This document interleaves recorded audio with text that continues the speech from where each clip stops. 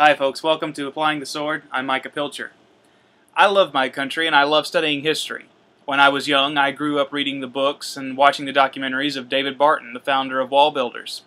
The crux of his teaching is that the founders of our nation were, by and large, Christian men, or at the very least they were God-fearing and Bible literate and motivated by biblical principles. I was later privileged to get to meet Dr. Barton when he came and spoke at my alma mater. Later, however, I started listening to the documentaries of Christian J. Pinto. Pinto paints a very different picture of the founders than does Barton.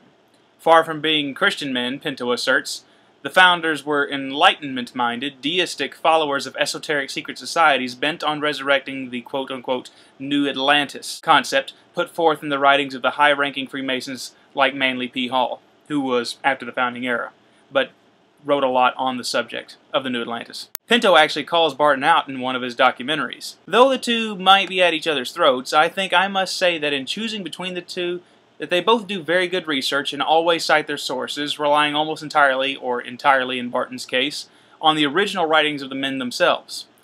I think they're both well-intended men, with Christ's glory being at the center of their motives.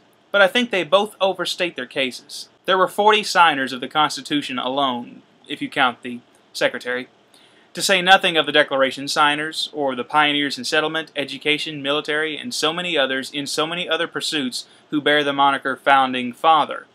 I think that anybody who wants to convey the idea that all these possess one mind, or even one general mind, oversteps his bounds. Patrick Henry, for instance, would be an example of a man whose Christian testimony precludes any suggestion that his motivations were anything other than God-centered, but Thomas Paine was practically the American Voltaire. I think it's far more productive to measure the beliefs, statements, and actions of individual men than to try to paint the Founding Fathers as having a common agenda. It's not as though they agreed on everything else anyway. They differed strongly with each other on issues like slavery, banking, distribution of power, whether or not the states would unify at all, or even whether or not English was going to be our common national language. I highly recommend the works of both of these men. Far better, of course, to hear the truth from men who follow Jesus than to take it from the historical revisionists who would rob God of His story. That's something to think about. Make an informed decision after you do the research yourself. You folks have a great day, and God bless.